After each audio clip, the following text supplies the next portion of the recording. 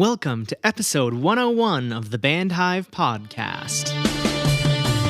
You're listening to the Band Hive Podcast, the number one online resource for DIY bands to learn about the music business and touring.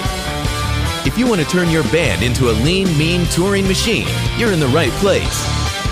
Now, let's get this show on the road.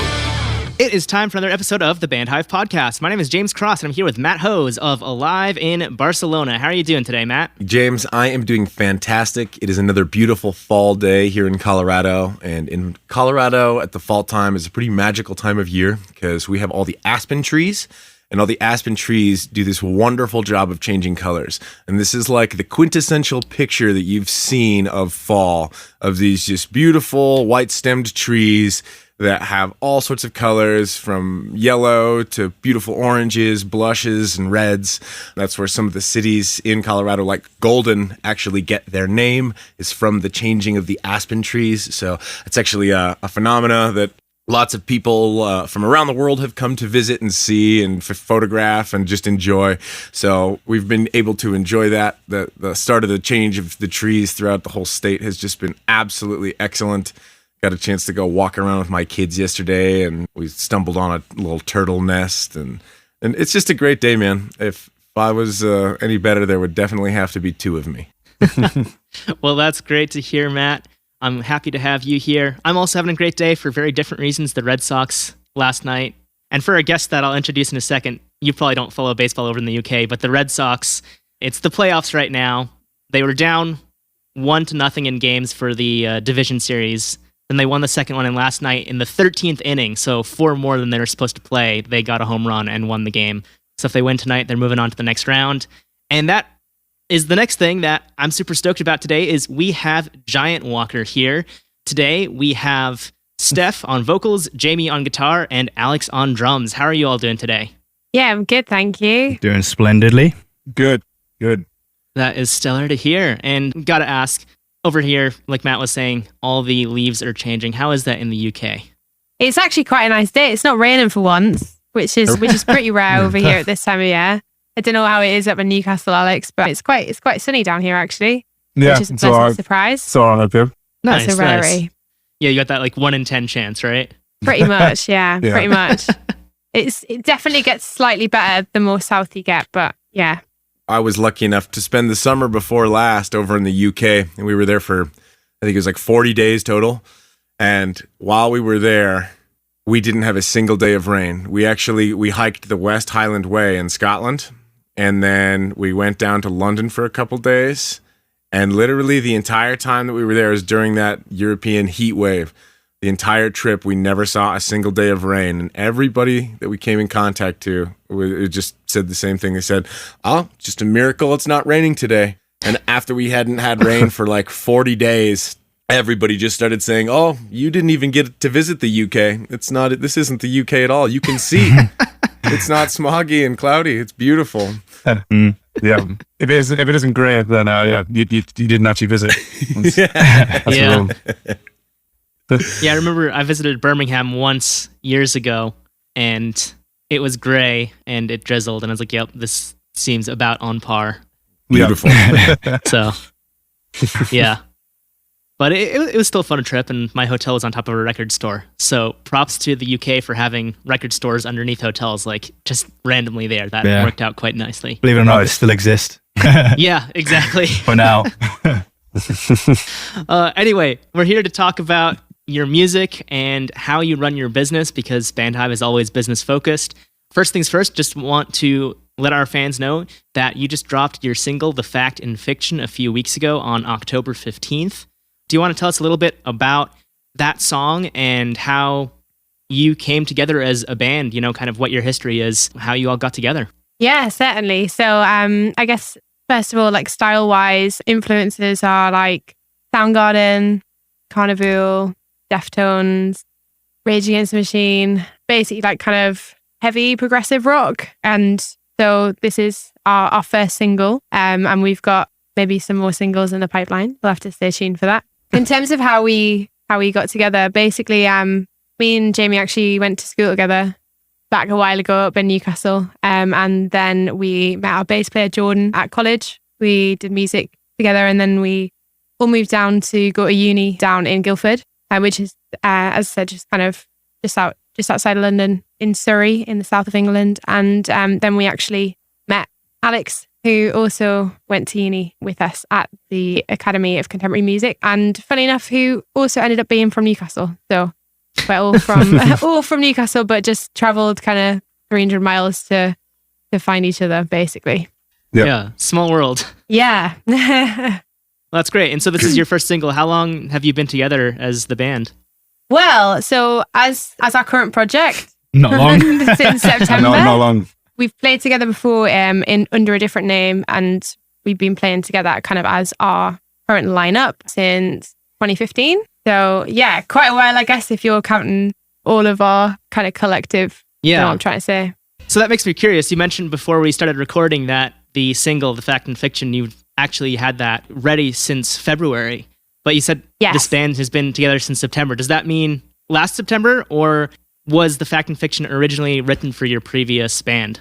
Yeah, so we essentially kind of over lockdown kind of wrote a collection of songs, shall we say, and had plans to obviously record, and ended up recording them in February with Chris Coulter at Stakeout Studios. And I kind of, as I said, we've been playing under our old name for, about 5-6 years. We kind of just got to the point where obviously everything kind of over lockdown had kind of come to a bit of a standstill.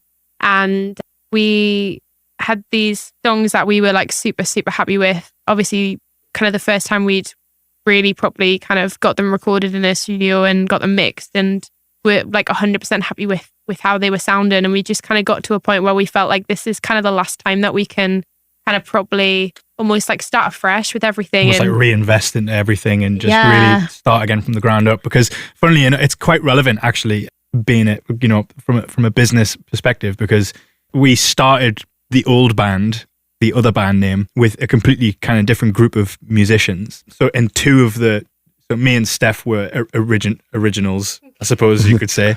OGs. OGs. And there was two other people who, when we moved down south, they kind of went, no, we don't want to commit to that. So we moved as two, and kind of just formed an under the same name, but almost completely different lineup, completely different dynamic, different direction. And that would have been the ideal place to restart everything and rename, but for some reason we just didn't. And partly because coming up with a band name's so bloody hard. Absolutely. To find walk the line between like, is this cringy or is this not, or is this cool? Like, you know what I mean? Like, who's the judge on this kind of stuff? It's just so hard to come up with something. Nothing makes you feel older than trying to think of a band name that sounds cool. We had the same issue when we rebranded from the Persevering Promise to Alive in Barcelona. And in 9 years as the Persevering, like we did more in the first 6 months as Alive in Barcelona than we did as the Persevering Promise. And pretty much everybody that we came in contact with equated that to our rebrand. So, there's a ton of power in that changing, it's like for us, it was still the same group of dudes. Even is just kind of similar to what you were saying, but we just changed names, and then it was like, oh yeah, when we were young and making a band name, we were like, yeah, this sounds cool, and this is alliterative, and this has this personal meaning to us, and blah blah blah this, and then now we get older and we're like, alive somewhere, like, oh, where do we want to live? Like, is this cool? Is Barcelona a cool place? Am I gonna get canceled if I have Barcelona in my band name? It's just such an interesting paradigm change that as you get older, like you're saying. Like, is this cool? Is this what we're supposed to do? Yeah. Yeah, definitely. I think especially like you say with like changing music and kind of and obviously changing members as well. It was kind of like we kind of just like we sat after recording and we're like, we really want these songs to kind of give them the best chance possible, I guess. Pretty much. And that seemed like it was a long time coming anyway. And it's the first time where we've all felt like the name's been fully kind of realized and suited the image we all wanted to go for, and the sound of the songs as well, actually. That's fantastic. Which is so hard to do. So yeah. I think it fits The Fact and Fiction so well because it's such a massive sound.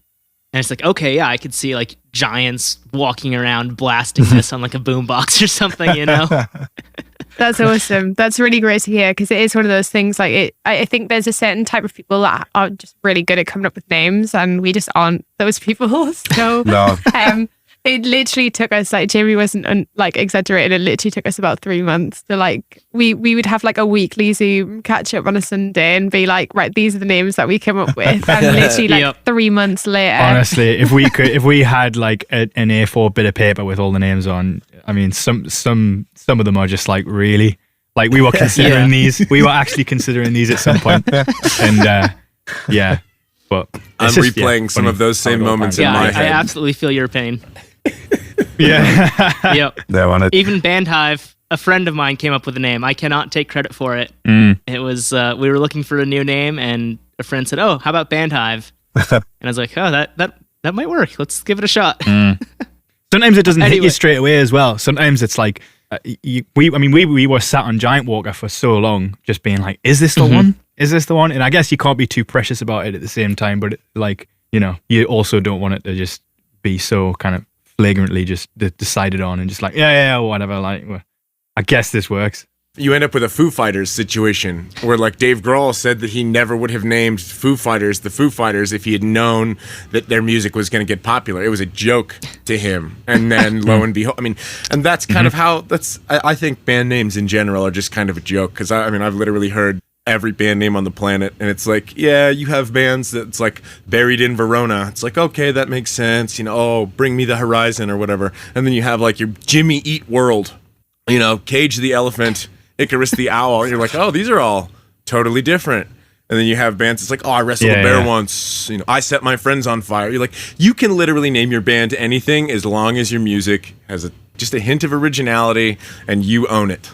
Yeah, it's totally that thing I think that we didn't really think about until we actually came to like come up with names. It's like the names that you actually like are they names that you actually like, or do you only like them because you like the band? Right. And I think it's so hard to then, when you come back to it, be like, actually, no, I do like this name. It's so like, you're so swayed, aren't you, by like the actual music. If you thought the music was crap, would you think the band name was still cool? Or, right.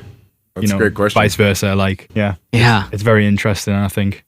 Yeah. And then of course there's the other thing too, that with so many bands out there, some people pick a name and then they find out, XYZ band in Tasmania had the name 5 years ago. And, oh, nope. Maybe we can't use that now because they have it. Before the internet, it was like, oh, whatever. There's no conflict. If you're in the UK or the US and it's like some band in the middle of nowhere, you wouldn't even know about it. Now it's like, oh, Blink-182. Man. Blink-182, they originally started off as Blink, which ironically was a folk band from the UK.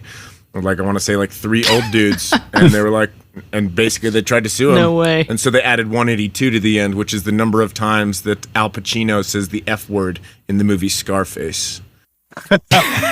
Yes. That's amazing. I honestly never knew that. That's so cool. Band names come from everywhere. Sometimes you just have to be like, well, do we love this? Do we like it? Is it good enough? Should we not overthink this? Cool. Let's go back to writing music. Yeah. Yeah. Oh, yeah, for sure. Yeah, for sure. Oh, man, that's amazing. Well, I think this is a great discussion on how the name came about and what people should look for if they're trying to name their band, like some of the pitfalls that they should avoid. But we have an even bigger topic today, which is the 3 of you are all music teachers, as is Jordan, who's not on the call today. So you're self-employed music teachers and you're in a band. And obviously that has some giant pros because you can take time off, you can hit the road, all that kind of stuff. But it also shows that you all 3 have the entrepreneur mindset. Being self-employed, that also means you all have to be self-reliant, both for the band and for your teaching businesses. How has running your own business as a music teacher for each of you affected how you run the band? Who wants to go first on this one? I mean, eeny, meeny, miny, mo. Yeah, literally, yeah. Well, I mean, I know for you, like a specific example is that you've kind of met the clients from gigs. Yeah, and Alex included. Yeah, and it's something that's so simple, but kind of like, I don't know, sometimes overlooked is that like if someone sees you play and they actually really like what you're doing and like you as an individual, like, because I can go to a gig and see they see a drummer like just absolutely rinse through this gig and sound great, and there's actually very few people that actually think, you know what, like I'm actually going to try and get in touch with that specific individual and be like, can I have some lessons? And it kind of works out, you know, you make a business relationship with that person, and then even further down the line, like you don't know where that could lead. Like it's at the end of the day, you're just forcing yourself to meet someone, but it's not necessarily contrived. It's not like if you go to a gig and you're looking for some gigs and you go like, oh hey man, really loved your set. Have you got any gigs that I can like kind of play on? If you need a dep, if you ever need a dep, like I'm good. You know what I mean? And it's a bit more natural just to like kind of drop yourself in their world without them knowing that your end goal is can you dep me some stuff or whatever. Yeah. So being more focused on the relationship than the sale. Yeah, for sure. Yeah. Steph or Alex, what do you think? I mean, so for me, I was in the band as its previous form before I started teaching. And so I guess it's kind of like I kind of made a decision based on like Jamie's been teaching the longest out of all of us, and obviously kind of seeing how flexible and like kind of all the pros. Like obviously there's definitely cons as well, but seeing all the pros, I was kind of just like, you know what, this is what I need to do, like in order to kind of make this work around it. And I think initially I kind of put it off for a long time, because I think especially with voice teaching, there is a lot that goes into it in comparison to other instruments. Like there's a lot of kind of science and anatomy, and it's almost a bit like you're a kind of physio for someone's voice, almost like someone's saying like, I've got this problem or I've got this kind of injury, and like I need to kind of be kind of fine for this gig or whatever. So there's kind of a lot more that goes into it, and I was kind of very aware of how much I didn't know. So I put it off for a long time, but then I kind of got to the point where I was like, you know what, if I don't start learning, I guess I'll never know. So I might as well just kind of throw myself in the deep end with it. And yeah, so I think from that point of view, like kind of building up my kind of teaching business, it's kind of obviously like a slow and steady thing, especially because it's kind of like building up clients and yeah, gradually kind of getting to the point where it's kind of stable enough for that to be like your only income. And I was super lucky with pretty much all of the work, or let's say like 80% of the work that I do at the moment has come from kind of other people's recommendations, or other people who I know of, obviously in the industry already, who got in touch with me and said they thought I might be interested. And I think a lot of the time with teaching, you kind of underestimate, or just the music business in general, really, isn't it? I know they say it's a bit of a cliche, but it is all about who you know, because that's, at least from my point of view, that is where I've got the majority of my work from. But yeah, so it was kind of a bit of a build. And obviously the pandemic last year was an interesting twist on things. But yeah, in terms of kind of, I wouldn't change any of it, like you say, because there's the flexibility of being self-employed and kind of being in control of everything. I'm such a control freak, so I just like being able to like organize my entire timetable and everything, and have everything organized exactly how I want it, which yeah, kind of works really well for me, and obviously for the band stuff as well. Alex, I'd love for you to answer that as well, but I have a follow-up question for Steph, which is something that is already on our list here, but it's a perfect segue. You mentioned the flexibility and being able to make your own schedule. Yeah. Since you all four do that, how do you coordinate events for the band, whether it's playing a gig or going to the studio or just having, a band meeting? What kind of system do you have in place to make sure that everyone's on the same page, and once you all commit to a time, that it doesn't accidentally get double booked by something else? With 4 people who are all independently employed, that makes me think there's got to be a good system in place there. I think, for me, we actually don't, I wouldn't say we have a specific plan, which may be dangerous. Might be dangerous. It might be worth having something in place. But I do think it depends massively on how much you're actually committed to the band. And I feel like we're all pretty committed. So all that stuff seems to just work itself out, which I know isn't a very helpful answer, I suppose. But I think just how much you're actually committed to it is like, I feel like everyone has time. They just need to be like, okay, hang on, like, do I actually have time? Like, yeah, like I say, most people do have time. They just can't be bothered to make the time. or it's too hard to make the time. Like it's, especially even when you are self-employed, the massive benefit is you can reschedule, or you can cancel a lesson and reimburse, or you can move it, and everything's flexible because you're your own boss. So I suppose like if you're employed by someone else, that's immediately at a disadvantage, because you're like, well, I have to rely on I'm at the mercy of this other guy. They can't cover my shift, so I can't do it. If he or she can't cover the shift, then it's like, oh well, we can't do that gig then. Yeah. Which, not to sound cliche, but you never know what that gig might actually do for your career. So every gig's kind of just as important as the other one. Yeah, absolutely. Especially in comparison to like when we've previously been employed and having to try and work around gigs. Like I think I can speak for all of us when I can say like it's so much easier now. I think also like I do kind of know everyone's schedules roughly, so I do have a rough idea of like what is probably going to work. The other good thing is, for the most part anyway, we are kind of controlled, or at least slightly, by the school timetables, just because we, at least myself and Jamie, work predominantly in schools, like high schools. So there's generally always something happening kind of around like term times. I don't know obviously how it works over in America, but for England, it's quite like set terms, and we have like half term, like week break. And then obviously you've got summer holidays, which is like the whole like 6 week. So yeah, I think like Jamie says, we don't really have a specific plan, but I think generally we just kind of, I have a rough idea of people's schedules, and we try and make it work as best we can. And when there's something that's really important, that maybe means that we need to kind of move something around or reschedule, then yeah, I guess that's kind of what we'd have to do. But at least we have the ability to do that. Yeah. I think you both make great points.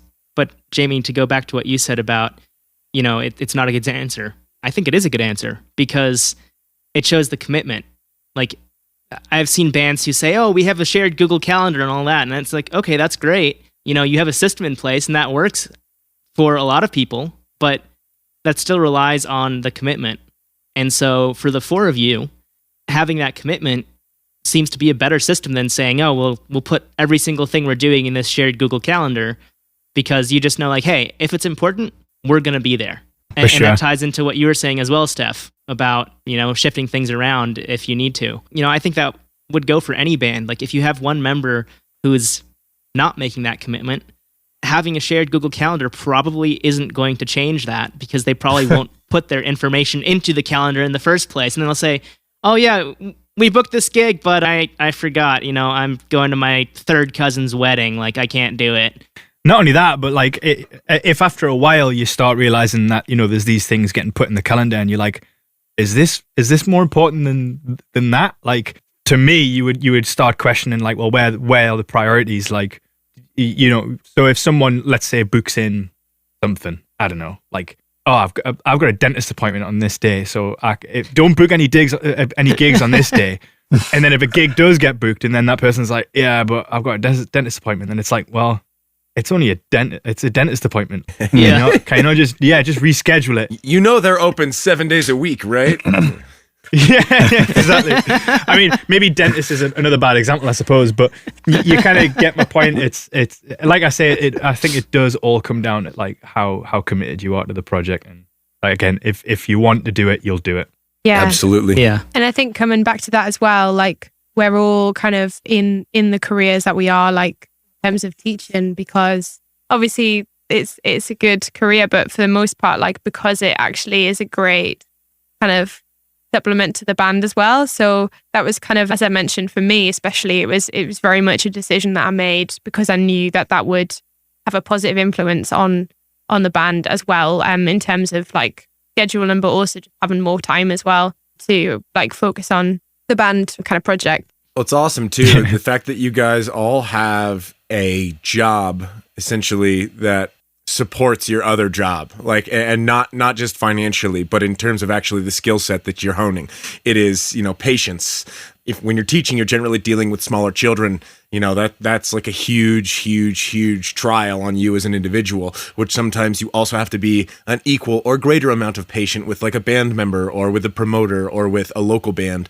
The fact that you guys are cognitively engulfed in music because you are teaching theory to the next generation. And so you kind of have to be, like your head is constantly in the circle of fifths, and your head is constantly in, the emotions that accompany certain keys, and your head is constantly in scales, good practices, fundamentals. And so these things that you kind of really develop and then you constantly teach, it's like that has to be in the forefront of your mind, and then so like I think that's just awesome. You guys have found a way to build a modular life. And both of your, even when you're working on your band stuff, that makes you a better music teacher. And when you're working on teaching, that makes you a better performer. And that right there, to me, that's like perfect symbiosis. That's absolutely beautiful. I don't know. I get nerdy about this kind of stuff. And so that, to me, I just like get all giddy. I'm like, oh, yay. People working hard. Like, hooray.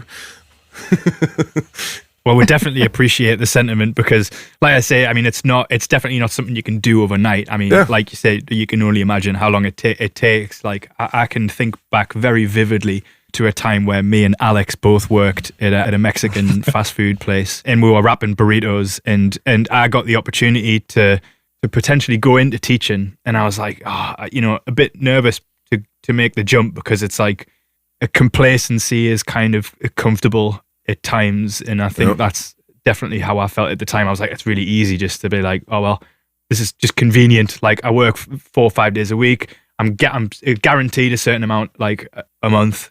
It's the golden handcuffs. That's right. Yeah, exactly. Complacency and contentedness are like cousins. That it's you don't realize how closely related they are when you're like, oh, everything's fine. It's like, no, dude, don't settle for mediocrity. Become great. Do something fantastic. Change somebody's life. Build a system that has a legacy. Man. It's I know. I see people nowadays and I'm like, dude, you have the capacity to like reinvent life as we know it, and instead you're content. And to each their own, of course, but I definitely I believe that humans have the ability to choose to be extraordinary. And I don't think that it certainly doesn't start with contentedness, mediocrity, or complacency. It starts with you saying, how do I adapt this, out of this situation that I'm in? Like, I don't think any one of us could sit here and say like, oh, I don't think I'm supposed to be in the music industry. It's like, no, we're all troubadours, we're bards, we're minstrels. We're literally called to this passion for wanderlust where we have to be on the road. Where like if you sit too still in one spot for too long, you start to get depressed and feel this longing for journey, for adventure, and for telling a story along the way. And so many people, I feel like, lose that in the world of contentedness, or where it's like, I've got some money, like I've got some good friends, like we're able to go to concerts on the weekend, that's okay. It's like, no, dude, you will never change the world, but I can't, like that guy who's out there busking 7 hours a day on nothing but like kebab sticks and an upside down drum, that guy will be great. He will change somebody's life. And the amount of work and planning that you have to put into those things, in my opinion, is one of the most admirable traits that a human being could have. Because it's like, it's more important to say, hey, stop and smell the roses, than for you to be like, I'm totally content in this garden and I don't ever need to go anywhere else. It's like, yes, get to the garden, plant the roses. It's like, smell the roses, love the roses. Yeah, that's a pretty good way of putting it, to be fair. Yeah, beautifully put. Yeah, I mean, it just, not to go on a tangent either, but, it's not like we were ever, I mean, I can't remember a time where we were ever encouraged to be, well, from growing up in school anyway, at least. I never remember being encouraged to be, to be great, almost. It was almost, you were always encouraged to, like, get your CV, like, good. Get your CV looking good so that you can get a decent job and then you can, like, provide for a family and be comfortable. And it's like, well, like you say, there's no adventure in being comfortable. It's like, if you're comfortable, it's just like, everything's just the same. And as you said, like, I think as humans, I don't know about everyone, but certainly like me, I completely relate to the idea of like looking for adventure and like just not doing what everyone else is doing, and then that's the reason we all moved to a different place. We moved away from Newcastle. We went to uni somewhere else. We wanted to meet new people, like-minded people who had the same ambitions and stuff. And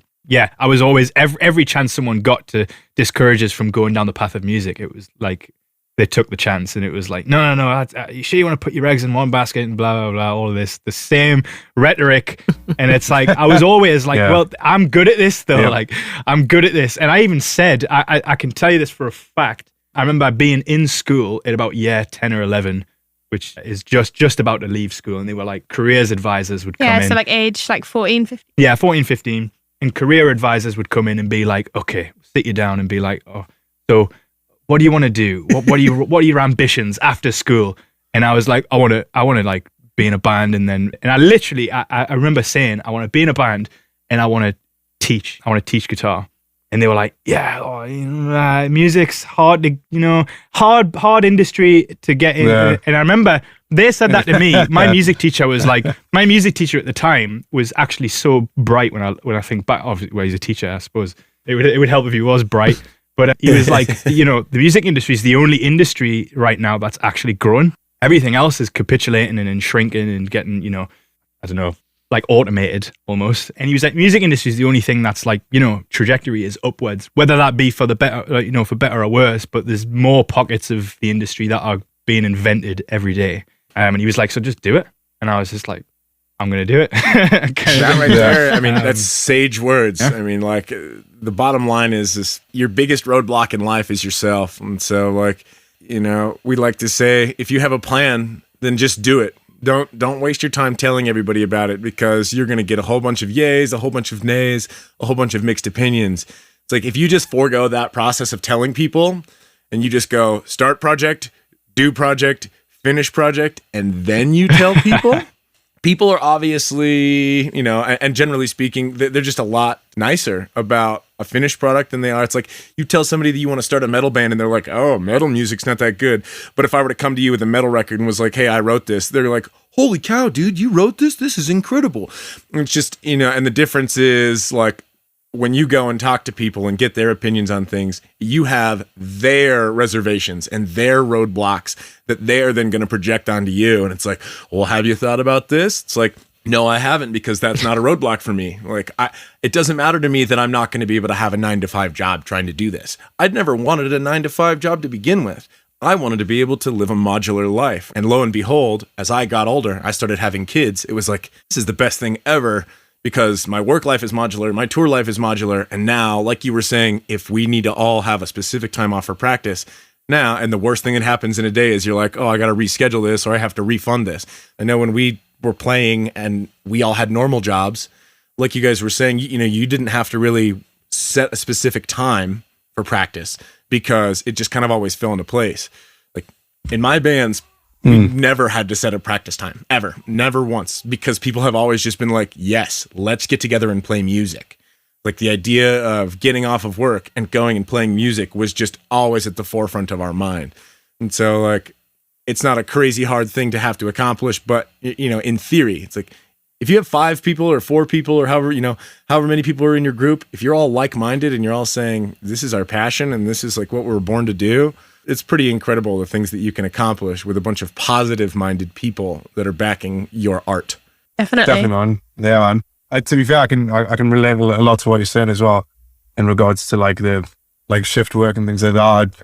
I used to work full time and have to balance doing the band and have to balance teaching as well. So it was always kind of like, which one do I choose almost? And it can get overwhelming as well, because you're trying to kind of please everybody and do everything you can to kind of be in as many places at once, So yeah, it's definitely, things are a lot easier than they were a few years ago, 100%. It's really nice too when you actually get to look back at that and realize that, it's like, you think about when you tilled the soil, you think about when the flowers are grown, but like the process in the middle, you kind of miss, and it's like, it's so nice to look back at who you were a few years ago and just to say like, wow, my life is better because I chose to take these steps that catered to my future. And that's something I think that a lot of people just miss, because it's like we make these little tiny gradual changes step by step, and they're not always apparent, but eventually you hit this spot where it's like, oh, I've finally built the whole Lego puzzle, It's like nothing fully snaps into grid until I get one of those final pieces. But at a certain point, it goes from being like this creation that you're working on to being something that you've created and you're able to enjoy. And that, I think, it's hard to do, and it's incredibly awesome when it happens.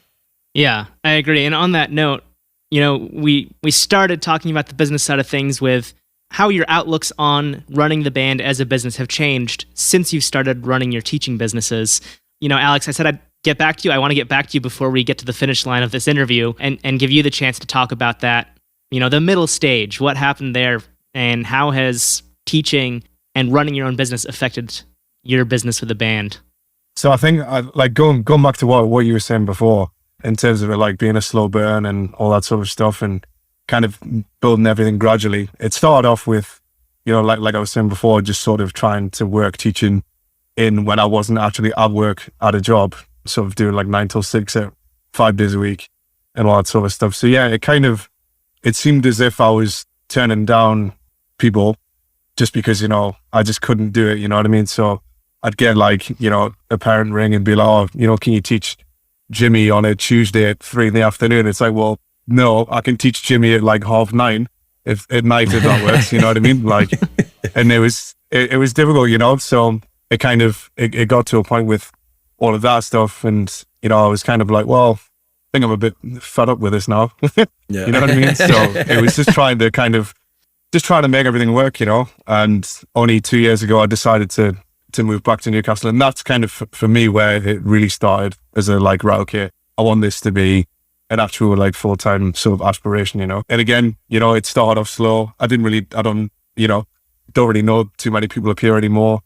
Being down south for sort of 6 years and all that sort of stuff. So it was difficult, and just relying on word of mouth and advertising and all that sort of stuff. Especially through COVID as well. Through COVID as well. Yeah. So I moved back up to Newcastle in December 2019. And literally just as things were starting to take off, like, had people coming in. I managed to get a little premises as well. So people were coming in for lessons and all that sort of stuff. Literally things are like yeah, this is good, like ticking along nicely, and bang, pandemic. So yeah, that brutal. That was kind of hard to take, I'll be honest, and kind of having like the rug kind of pulled from under you in a way. So yeah, in between that and everything else happening, and obviously us writing and trying to get the collection of songs done. So yeah, it was quite a sort of weird time really. And looking back at it now, it's quite refreshing that we actually managed to get through it and all that sort of stuff. But yeah, I mean, fast forward to now, obviously things are opening back up again, and gigs are happening, and we've got some dates sort of in the pipeline as well. So fingers crossed things will start to fall back into place like they did, the pre-pandemic. Yeah, it's I think it's a testament to your dedication that you moved right before the pandemic happened, and here 2 years later, if you moved December, it's 22 months later, close enough, that's 2 years, right? That you're still doing it. You didn't say, oh, I'm going to go back to, whatever other job. You said, no, I'm going to stick with it.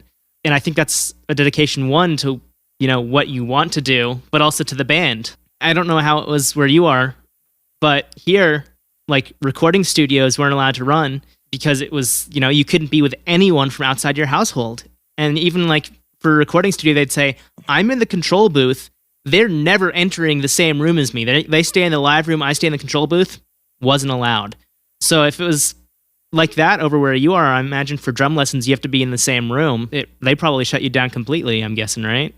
Yeah. So thankfully, I was able to sort of get my act together and figure out how to do online lessons as well. Obviously, the only difference is if they were in person, it would be sort of on a real kit and on a real pad or something like that. But online, you're relying on what equipment they have to make it work, because you're doing it from two different households.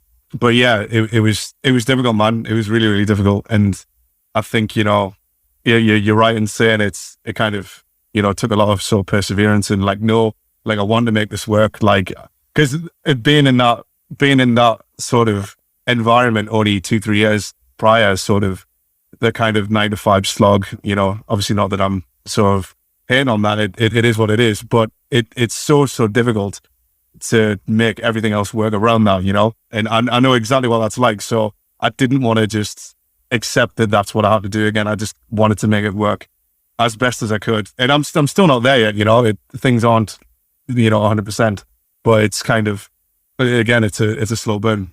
So just got to see how it goes, really. Easier today than it was on day one, huh? Exactly. Yeah.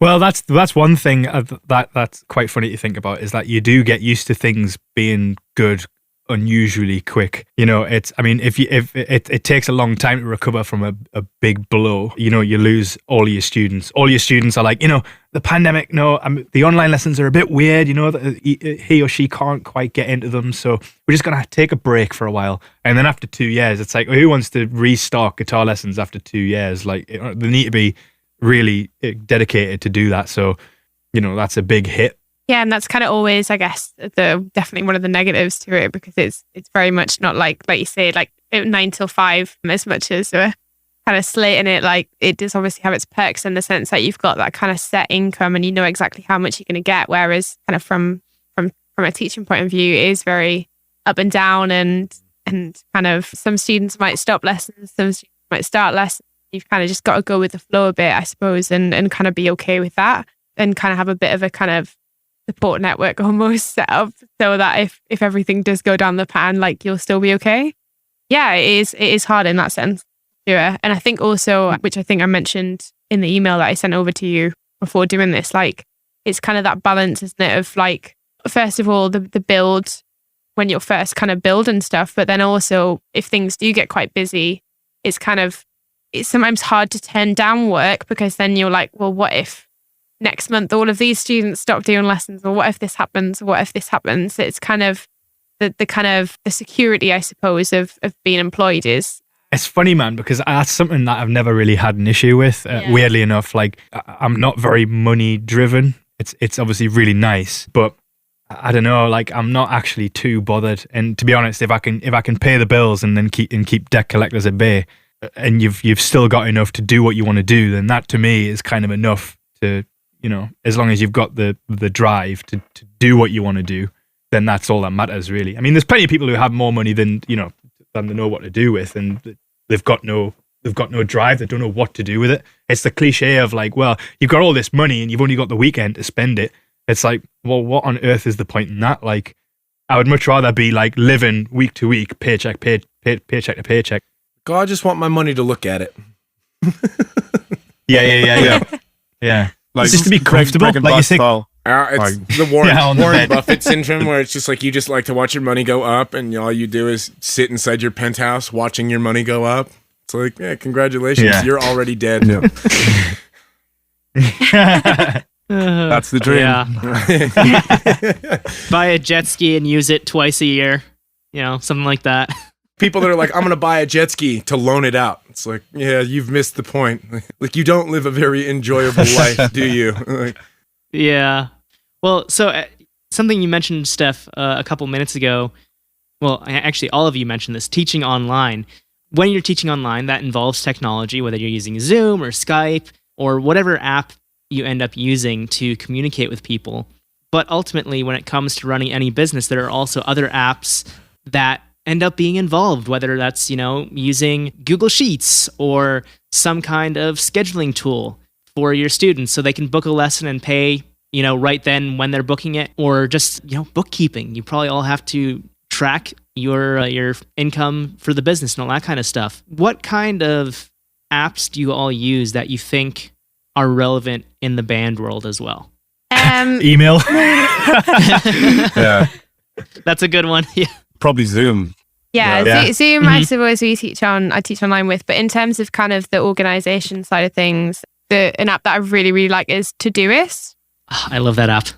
It is so good. I used to literally have like what I needed to do like on my phone notes, and it'd be like, then if you're like, oh, I need to do this next week, I'll just put next week I do this. And now it's like with Todoist, you can basically like, if I'm like, okay, for the band stuff, I need to like send an email to this guy, but I'll do that I'll do that tomorrow. I can schedule it for tomorrow, or say like in a month's time, I need to like upload this or like set this live or whatever. Like, so it's kind of in all aspects really for my teaching, but also for the band stuff. I just love having like being able to almost like schedule my to-do stuff.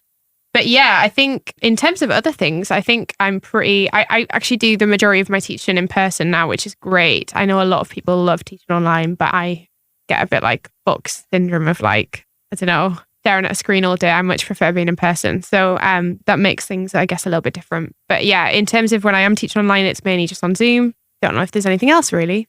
If you can stay organized all with 2 simple apps, that to me is the most organized that you can get. There's so many tools out there that allow you to do a bunch of different things. So if you can run your entire business off of 1 or 2 applications, that right there is like, I mean, ideally, that's what a lot of businesses do. They hire a developer to build an app so that people can do all of one particular thing in one particular place. So like the fact that there's tools out there that allow you guys to do that, it's absolutely incredible.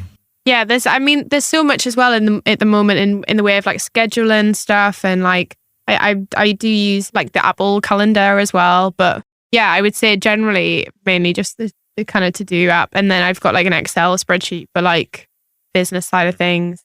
I guess the only other thing to mention would probably be like that.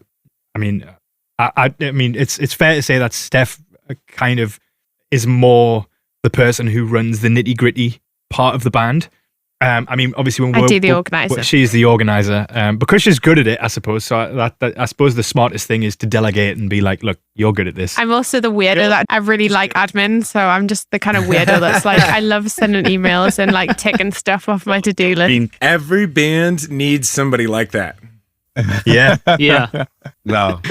but a band isn't necessarily the hardest thing to run either. I suppose is again coming back to the idea that if you're all on the same page, there's not much to organize except for, again, maybe getting in touch with your manager and just keeping everyone on the same page there. I mean, we use an app called Slack for that, which is how we kind of keep in touch with James. And it's just basically like Messenger, to be honest. It's like, it's just like a thread that's a constant, chat. I got to ask then to follow up on that. Did you choose Slack or did James choose Slack? And for those wondering, yes, I am James. They're talking about their manager, James. Oh, yeah, sorry. Yeah, sorry. Yeah, I just realized I was like, I don't want people to think I'm talking about myself in the third person. I don't have that much of an ego. But yeah, so did you all choose Slack, or was that something that James, your manager, brought in? That's James. Yeah, that was his choice. Yeah, because that's another great app. I did actually just think of another app, actually, just throw it in, which I use primarily for teaching, but also for general note keeping, is OneNote. I don't know if you guys have used it, but it is literally the best thing ever, actually, on Todoist, OneNote, and I'll delete everything else. Basically, it's just like a notebook, but on like obviously in the cloud. So I keep all of my lesson plans and kind of notes in there. But yeah, so sorry, just to interject. Yeah, no, that's great. I think that's something that a lot of bands need. And for so many bands, being able to note down the details of whatever it is, an internal process like, hey, we're going to put out a new merch design. Here's the checklist for, tell the designer what we want, get the design made, send it off to the printer, approve the proof that the printer sends, get them in, ship them out for pre-orders. That all adds up. So having a list in OneNote or whatever app is a great thing. And there's so many repeatable processes that a band can have that just, the more documentation there is, the better. I think as well, it's definitely helped us with sort of like having to run all of our own stuff as well. Like whenever we've needed, not that obviously myself and Jimmy and Jordan do too much admin on the band side of things, but like it has, if we ever needed to, I'm pretty sure that, we could at least give it a go to some respect.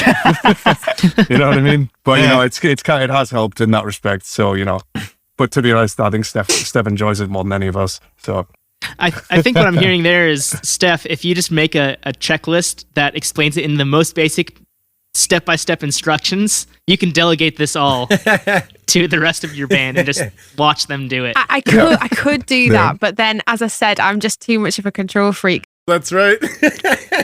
Exactly. If you want it done right, do it yourself. That is literally... That's my motto, yeah. Could you just extend that Excel column by like a centimeter?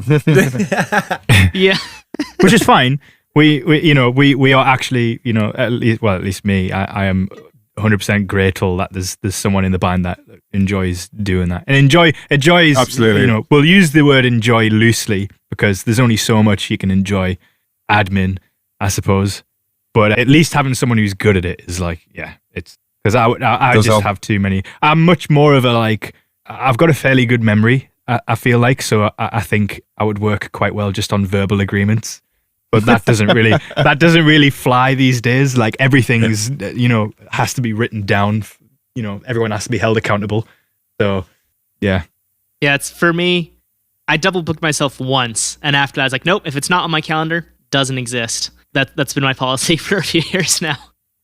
But so, first of all, thank you for sharing the systems that you use, the tools, all that kind of stuff. To our listeners, if you want to check any of these out, Todoist, OneNote, Slack, anything else that's mentioned, including the fact and fiction, will be linked in our show notes at bandhive.rocks/101. You can go check that out. We'll have the full list of all the links to Giant Walker's bio and social media profiles, all that kind of stuff. I want to bring this back around to the fact and fiction, the song that you all released a few weeks ago. This is your first single that you've put out. What do you feel goes into a successful single release? A buttload of planning. I would still say that the most important thing is that the quality of the music is should still be the most important thing. I think sometimes with all of these kind of, I don't know, like lots of planning and stuff, you kind of do all of this and then you kind of look back at the track and you're like, oh, the audio quality isn't very good, like it hasn't been recorded very well, or like the song's just actually not very good. So like primarily the most important thing I suppose is still the music. Although obviously that is kind of personal preference still. So I guess if you believe in it then it's good. But yeah, planning, I guess, and just giving yourself more time than you think you'll need, I would say. Ooh, I like that.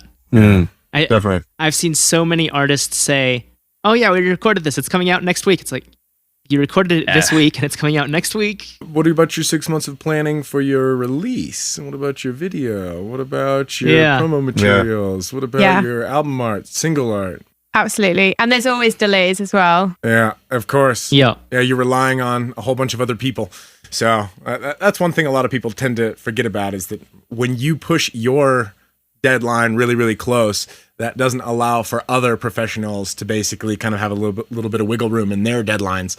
Yeah, absolutely. And I think also if you kind of don't give yourself enough time, then you end up compromising the end product, whether you think you're going to or not. Like there's going to be something that's going to cause delays or something will go wrong, like guaranteed. Yeah. And then you end up just going, oh, it's fine. That'll do. And it needs to be out now. It needs to this needs to happen. And it's like, well, if you'd had more time, would it be different? And if it would, then you should have given yourself more time. But yeah, as I say, that's not something that we've always done. So it's totally hindsight. But yeah, I would just say, give yourself more time. Amen. I was just saying, there's absolutely nothing wrong with sitting on material for longer than, you need to. It kind of gives you much more of a clearer sort of insight as well. Yeah, absolutely. And I think both of those tie into going back to Todoist, Steph, like planning out the release as much as the song matters and the production matters. Just being able to put into Todoist, like, this is coming out in 3 months. Here's every single step of the process along the way. And having that on there to tick those off, like, gives a sense of accomplishment, aside from the fact that it's already, you're doing something. It's also just the satisfaction of saying, yep, this is done. Like, next step, let's go down the list. As we start to wrap this interview up, I have one last big question for you, which is there anything else about the band or your teaching businesses that you'd like to tell the audience about? If you have websites for the teaching business, feel free to toss those out there, or social media profiles, any of that stuff. And we'll put them in the show notes at bandhive.rocks/101 for the listeners to find. And if they want lessons, they can reach out to you. Yeah, sure. So I teach singing, kind of all levels, pretty much all ages. So from like 10 onwards. And it's all kind of contemporary styles with an emphasis on kind of rock music specifically. But I do other styles, so like musical theatre, pop and metal as well. And so my website address is Steph, which is STEFF, vocaltuition.co.uk. And that's got more info on there. And you can also book through that website as well. How about you, Alex? Yeah, so if anyone who's listening would like drum lessons or sort of any sort of advice related to drumming or insight on sort of, creating drum parts or all of that sort of good stuff that goes with it, hit me up on either Instagram at Alex Black Drums or website, which is alexblackdrums.co.uk, or you can even send me an email if you like that contact@alexblackdrums.co.uk. All right, perfect. I don't actually have a website, which is, I know, boo, should probably have a website. So my personal email is Jamie_Southern, as in Southern Fried Chicken, at hotmail.co.uk. So Jamie_Southern at hotmail.co.uk. Perfect. Oh, love it. All right. So all of those links or emails or social media profiles, all that will be in the show notes at bandhive.rocks/101. That's 101, not the letter O. For those who are, old enough to use a Hotmail email. Yeah. That's a throwback and a half, right? Yeah, I know. Sorry. This is my email, all one word. James is dating all of us right now. I'm probably one of the oldest people on TikTok. But there's a trend of elder emos is what we are now known as. Oh, really? Oh, no. We might be old. If you're in your mid-20s, early 30s, elder emos. Way to make it dark, Matt. Way to make it dark. Anyway. Steph, Jamie, Alex, thank you so much for joining us. I'm looking forward to hearing what's next for Giant Walker. In the meantime, anybody, please, if you want to take a listen to The Fact and Fiction, it's out now. You can find it everywhere. Spotify, Apple Music, YouTube. Yeah, so maybe now this is a good time as well to say our band website is giantwalker.co.uk and all of the links are on there as well. All right, perfect. Thank you so much again, and I hope you all have an amazing day. Thanks so much for having us. Thanks for having me, man. Pleasure. Much appreciated. Thanks for having us, man.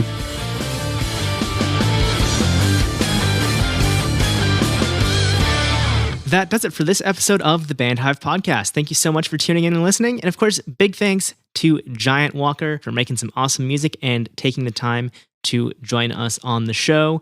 If you haven't yet, go listen to their new song, The Fact and Fiction. It is out now. Aside from that, we'll be back next Tuesday at 6 a.m. with another brand new episode. Until then, I hope you have an awesome week. Stay safe. And of course, as always, keep rocking.